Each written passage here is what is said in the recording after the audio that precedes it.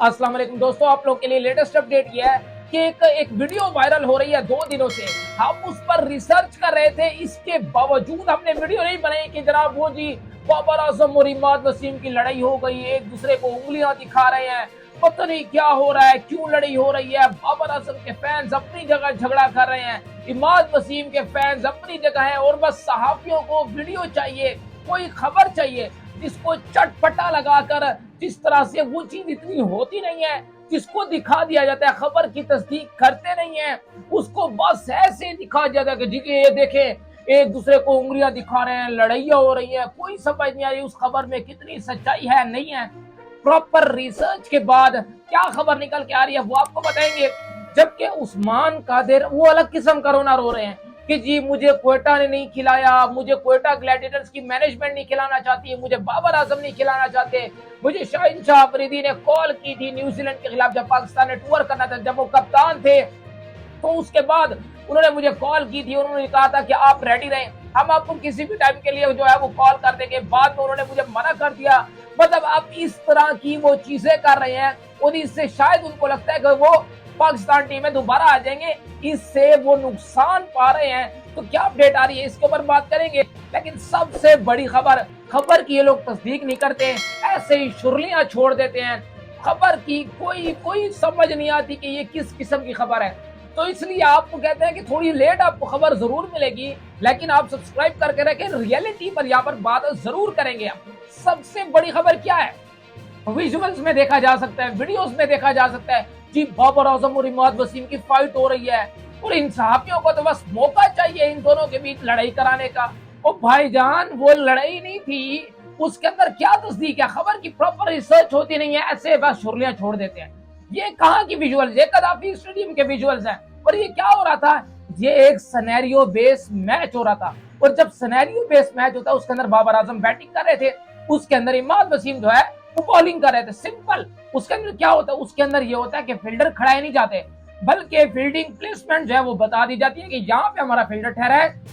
यानी इमेजिन करें कि इस जगह के ऊपर हमारा फील्डर ठहरा है, कवर के ऊपर ठहरा है, मिड ऑन के ऊपर ठहरा है, मिड ऑन में बाहर ठहरा है, मिड ऑफ अंदर ठहरा है। इस तरह की बस फील्डिंग बता दी जाती है, फील्डिंग खड़ाई प्लेयर्स को नहीं जाता, बल्कि सिर्फ इमेजिन कराया जाता है कि जनाब आपके ये सिनेरियो बेस्ड मैच है, आपको ये टारगेट दिया गया है, और आप बैट्समैनों को ये टारगेट मिलता है और बॉलर्स को अलग किस्म का टारगेट दिया जाता है। अब उस किस्म की चीजों में प्लेयर्स के बीच, जब सारी बात है बैट्समैन शॉट मारता है तो बैट्समैन ये कहता है कि नहीं मेरे यहाँ पे चौका हुआ, 2 रन मिल गए, 3 रन मिल गए, 4 रन मिल गए, इस तरह की बातें होती हैं। और जो बॉलर्स होता है वो ये कहते हैं नहीं अगर इधर फील्डर होता तो ये कैच हो जाता, इधर फील्डर होता तो यहाँ पर जो है वो 2 रन बच जाते, बाउंड्री बच जाती। इस किस्म की तू तकरार हो रही है। और जिन्होंने ये वीडियोस बनाई हैं, मतलब जो सहाफी वहां पर कदाफी स्टेडियम के अंदर मौजूद थे, उन्होंने इस बात की तस्दीक की है कि ये चीजें, ये रिफ्ट, ये एक मर्तबा लड़ाई नहीं हुई। इस तरह की जो तकरार है ना, उस दिन तकरीबन 4 से 5 मर्तबा, इवन जो सहाफी वहां पर नजदीक मौजूद थे वो हमें ये बताते हैं कि 8 से 10 मर्तबा ये चीजें होती रहती हैं। क्योंकि ये सिनेरियो बेस्ड मैच है तो इसके अंदर ये कॉन्फ्लिक्ट रहता है, ये चीजें रहती हैं कि जनाब अब बैट्समैन ने शॉट मारी तो बैट्समैन कहता है कि नहीं यहाँ पर, क्योंकि फील्डर वहां पे खड़ाए नहीं जाते, बस सिर्फ बता दिया जाता है कि इस यहाँ पे हमारा फील्डर है, यहाँ पर हमारा फील्डर है। अब इसका मतलब ये नहीं है कि जनाब आपके वो जो फील्डर है वो खड़े हुए हैं, खड़े नहीं होते, बस उनको बता दिया जाता है, जिसकी वजह से वो बैट्समैन कहता है कि मैंने यहाँ शॉट मारी तो 2 रन मिल गया, बॉलर कहता है नहीं यहाँ पर फील्डर होता तो यहाँ पे कैच पकड़ा जाता, यहाँ पे ये हो जाता। इस तरीके की तू तकरार हुई, उसको पता नहीं लोगों ने क्या इंडिया पाकिस्तान की जंग बना दिया, और खबर की तस्दीक होती नहीं है, फेक खबरें आप लोगों तक पहुंचा देते हैं। तो खैर यही कुछ खबर थी, कोई इतनी चीजें नहीं है। इमाद वसीम, बाबर आजम, बाद में इमाद वसीम ने प्रेस कॉन्फ्रेंस में भी आके कहा कि जी मजाक में कहा कि जी अभी हम बाबर आजम और मैं जो है वो लड़के आ रहे हैं, बाहर लड़ रहे थे, मतलब हंस कर वो बातें कर रहे हैं। आप लोगों को पता नहीं कौन सी शुरली चाहिए। खैर इसके अलावा अगली अपडेट की तरफ चलूं और आपको बताऊं तो जनाब उस्मान कादिर वो अलग रोना रो रहे हैं। पहले अहमद शहजाद ने अपने लिए पीएसएल के दरवाजे बंद किया, सबसे ज्यादा मौके अहमद शहजाद को क्वेटा ग्लैडिएटर्स ने दिए, उन्हीं के ऊपर ये अहमद शहजाद साहब बोले लगे। अब देखे पीएसएल में कोई और फ्रेंचाइज उनको पिक नहीं करती। उस्मान कादिर अब ये सेम सिचुएशन है।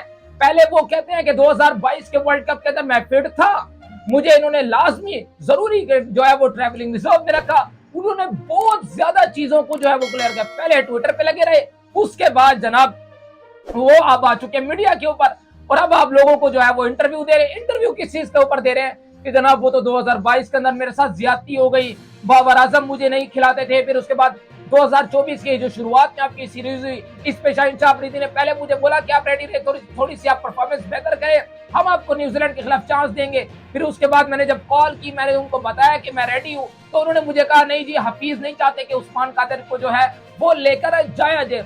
मुझे इस तरह की चीजें की गई। फिर उससे पहले जो आपके क्वेटा ग्लैडिएटर्स ने मुझे सिलेक्ट किया, उसके ऊपर वो मुझे प्लेइंग 11 का पार्ट नहीं बनाते थे। पहले वो अबरार अहमद, वो नया खिलाड़ी है, मेरे ऊपर उसको प्रायोरिटी दी गई, मुझे जो है वो नहीं खिलाया गया। अबरार अहमद, उस्मान तारिक पहले वो खेलते रहे साथ, फिर अकील हुसैन, वो ये 3 स्पिनर के साथ जाते रहे। फिर उस्मान तारिक का जब एक्शन रिपोर्ट हुआ तो फिर मैंने शायद उनसे बोला, मैंने कहा कि मुझे अब चांस देंगे, तो उस वक्त मुझे भी उन्होंने चांस नहीं दिया।